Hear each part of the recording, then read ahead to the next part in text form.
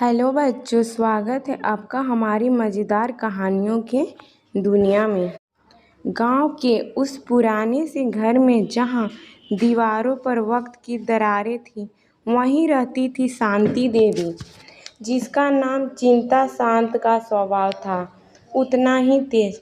और अब उस घर में एक नई बहू आई थी, अन्नू, जो शहर से पढ़कर आई थी, पर दिल से बेहद सीधी साधी। अन्नू के हाथों में पहली बार जब रसोई की चाबी आई तो सास ने मुस्कुराते हुए कहा, देख बहू, हमारे घर में खाना सिर्फ पेट भरने के लिए नहीं बनता है। यहाँ हर रेसिपी मसाले नहीं रिश्ते घुलते हैं। बहू ने सिर झुका लिया, पर मन में हलचल थी। अगले दिन अन्नू ने पहली बार रसोई में कदम रखा। सबसे पहले यहाँ हर रेसिपी में मसाले नहीं रिश्ते घुलते हैं। बहू ने सिर झुका लिया, पर मन में हलचल थी। अगले दिन अनु ने पहली बार रसोई में कदम रखा। सबसे पहले उसने हल्दी निकाली। जैसे हर जख्म को भरती है, वैसे ही शायद मेरे और अम्मा के बीच की दूरी भी भर दे। फिर आई मिर्च, थोड़ी तीखी पर ज़रूरी थी। तीखी दूरी भी भर दे। फिर आई मिर्च में थोड़ी तीखी पर ज़रूरी, जैसे हमारी बात और चीत कभी मीठी कभी चुभती। धनिया पाउडर हर चीज़ को बांध देता है स्वाद में, वैसे ही ये रिश्ता एक दूसरे को बांध रहा था। जीरा छोटा सा लेकिन तड़के में जान डाल देता है। जैसे छोटी छोटी कोशिशें जो रिश्ते मजबूत कर देती है। हींग नाम मात्र पर असरदार, जैसे मेरी मुस्कुराहट जब भी अम्मा नाराज होती।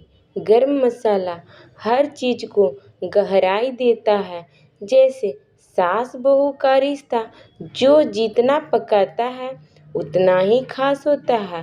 आमचूर खट्टा मीठा, जैसे अम्मा का प्यार, डांट में भी मोहब्बत।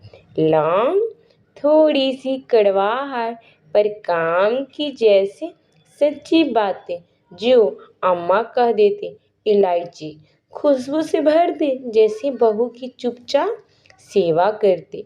तेज पत्ता धीरे धीरे पकने वाला स्वाद, जैसे सास बहू की समझदारी जो जो जो जितना पकता है उतना ही खास होता है।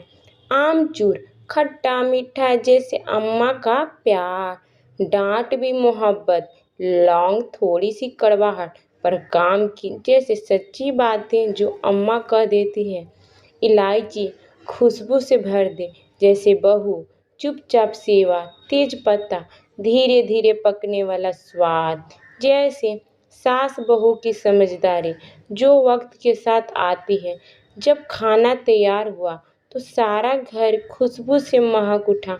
अम्मा ने पहला निवाला मुंह में लिया और फिर चुपचाप रसोई में आई।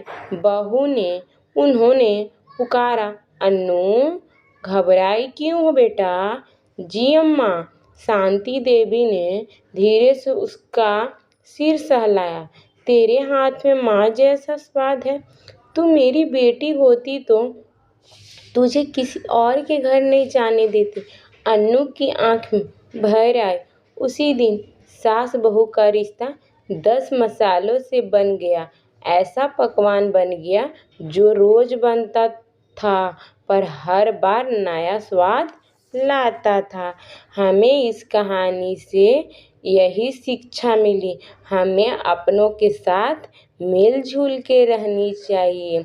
अगर आप लोग को इससे भी अच्छी अच्छी कहानी आप लोग चाहते हैं तो मेरे चैनल को सब्सक्राइब कर दीजिएगा और कमेंट कर दीजिएगा।